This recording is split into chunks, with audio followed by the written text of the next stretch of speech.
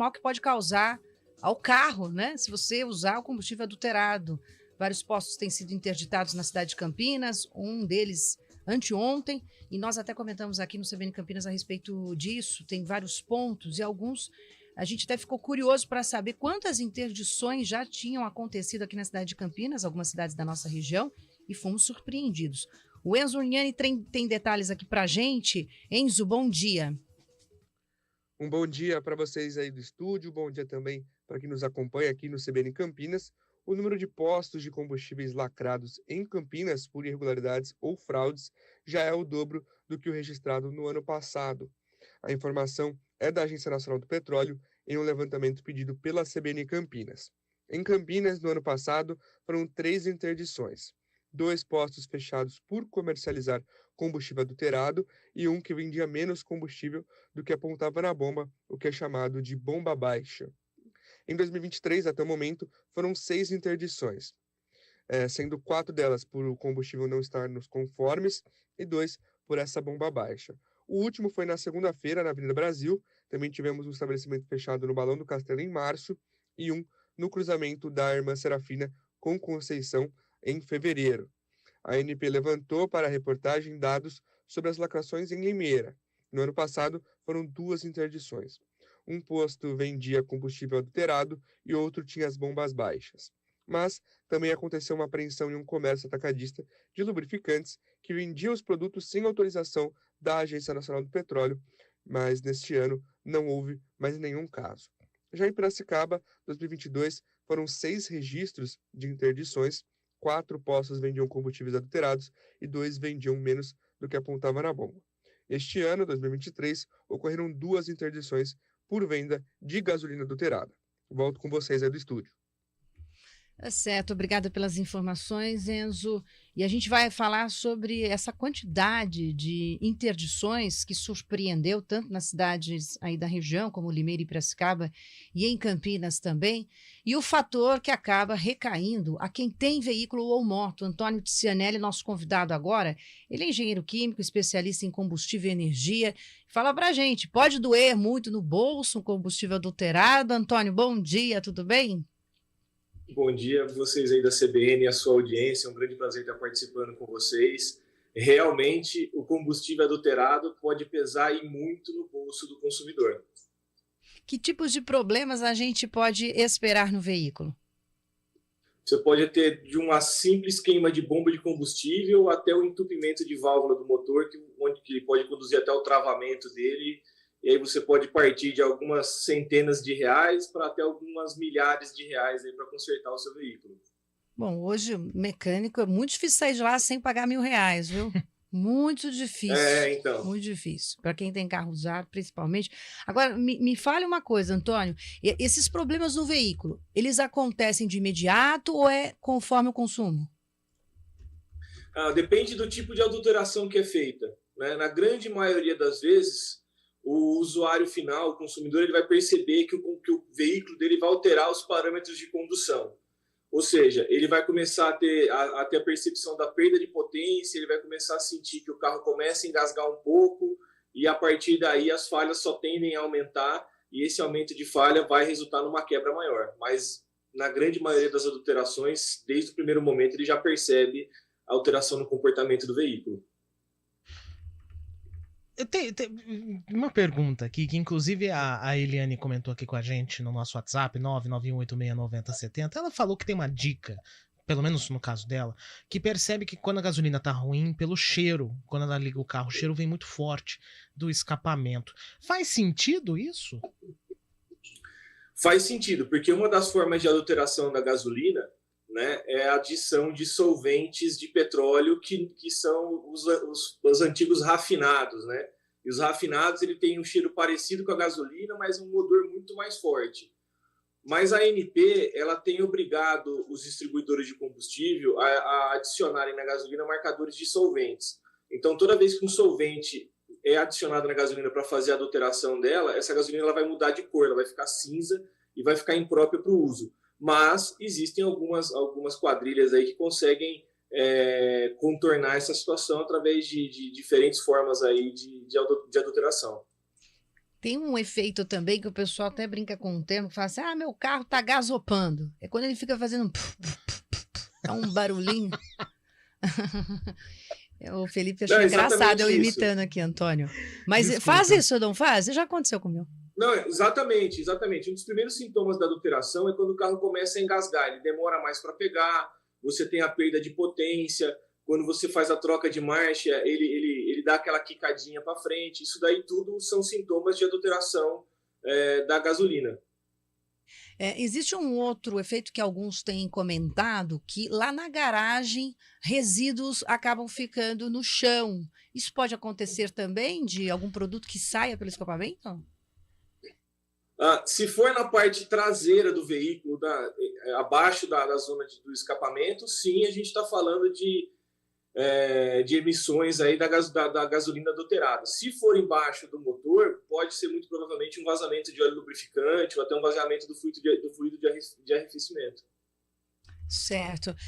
Existem algumas dicas ou como a gente pode evitar? Porque quando vamos abastecer ali na bomba, Antônio, a gente não tem como saber se esse combustível é bom ou não, né?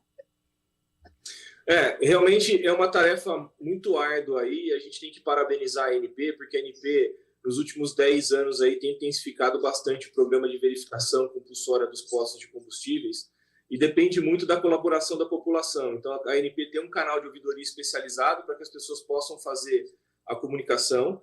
Então, a minha recomendação é: busque postos de gasolina que exibem o selo da ANP e o número de autorização. Isso é muito importante. Você pode conferir isso no site da ANP e ver se o posto está autorizado a funcionar. Segunda coisa, periodicamente o Inmetro e o INPE fazem verificações nos postos de combustível. Então, os selos de verificação do Inmetro e do INPE nas bombas de combustível é muito importante. E, por fim, na região de Campinas, o pessoal do Recap faz um trabalho muito bacana nos postos associados, garantindo que a gasolina que o consumidor está adquirindo naquele momento é a melhor gasolina possível disponível no mercado. Então, seriam essas as minhas recomendações para as pessoas da região metropolitana de Campinas e da audiência aqui regional. Tá certo. Engenheiro químico especialista em combustível e energia, o Antônio Cianelli, que está conversando com a gente aqui no CBN Campinas, repercutindo os dados da Agência Nacional do Petróleo, que mostra aí um aumento quase o dobro nas interdições de postos com combustível adulterado, dando dicas e falando sobre os efeitos no carro que você pode ter usando combustível adulterado. Uma questão que sempre vem à mente, e havia uma orientação de que a gente deveria só abastecer em postos com bandeira, mas nós sabemos que existem também serviços autônomos reconhecidos e autorizados. Como que o senhor vê essa questão? Curiosamente, a gente, no Brasil, pela estatística da própria ANP, 60% dos postos de combustíveis existentes no Brasil são os postos de bandeira branca, apenas 40% são referentes aos bandeirados. Então, o que vale é realmente essas questões de verificação das autorizações da ANP, das verificações do Inmetro, e se esse posto, de alguma forma, é credenciado na região de Campinas, a Recap. Seriam os principais fatores aí para evitar um combustível de má qualidade. O que normalmente eu recomendo às pessoas é o seguinte: se existe um posto de combustível onde você abastece com certa frequência, mantenha sempre o abastecimento nesse posto. Tá? Fica mais fácil de você controlar qualquer tipo de adulteração. Então, minha recomendação é: mantenha sempre o posto de costume para você fazer os seus abastecimentos e você vai reduzir aí drasticamente a chance de ter algum problema. Muito embora a gente saiba que as pessoas circulam e nem sempre é possível estar abastecendo o posto de costume, mas tentar forçar isso. Só para puxar o gancho aqui, o nosso ouvinte Walter mandou mensagem: temos que apoiar os postos de gasolina autônomos, eles podem negociar com a Petrobras e diversas outras revendas, proporcionando preços melhores, evitando o controle de preços das marcas tradicionais, segundo o Walter mandou aqui pra gente. A gente está falando aqui sobre a adulteração de combustível, de gasolina e tal, mas não é só a gasolina que pode ser adulterada, não é? O etanol também ele pode ser adulterado. Normalmente as pessoas adicionam mais água no etanol, porque como a água é miscível 100% em etanol, eles aumentam a proporção de água no etanol.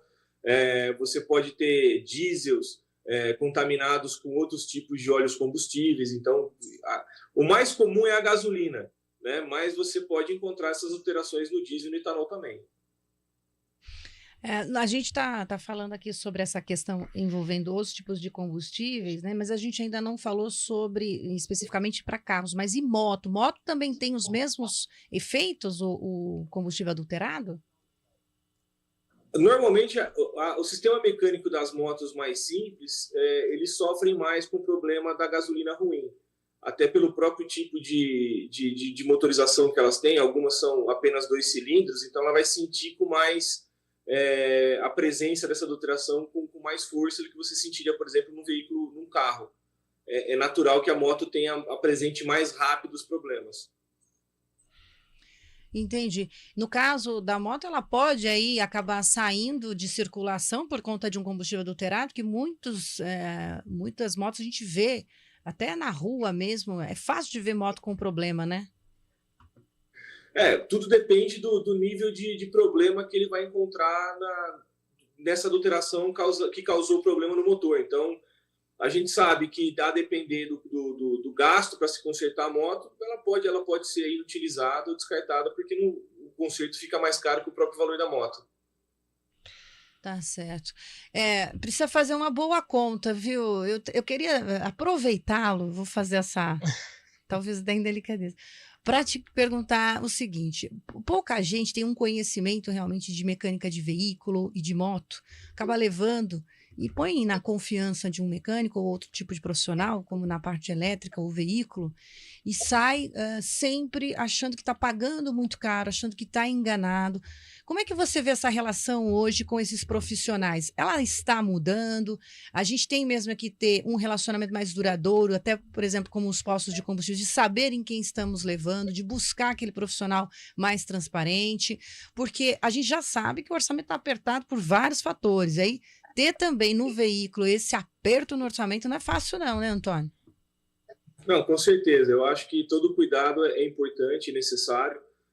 O que a gente percebe dos uns anos para cá, e até o advento da internet facilitou isso de uma forma muito, muito abreviada, onde as pessoas hoje conseguem consultar, por exemplo, em diversos sites, os preços das peças de reposição. As pessoas têm facilidade de procurar entender os problemas do veículo até pelo próprio Google. Isso facilita muito na aproximação com os serviços mecânicos. E, em contrapartida, o mecânico hoje está se profissionalizando mais ainda, ele está se transformando numa empresa e vendo o negócio dele com essa saudabilidade. Então, tudo indica que cada vez mais essa relação vai ser profissional e verdadeira, e a gente incentiva que os consumidores mantenham o costume de visitar sempre os mesmos lugares onde eles já têm essa relação de confiança. Então, as relações de longo prazo são as mais importantes para que você possa ter o seu veículo mantenido dentro daquilo que se espera da lisura, né? E seu carro com combustível confiável. Então, as relações de longo prazo são importantes, sim, para que você tenha sempre um bom atendimento. Antônio Tissanelli, obrigada pelas dicas, pelas informações aí. A gente segue aqui com a CBN e um bom trabalho para todos aí. Valeu, muito obrigado.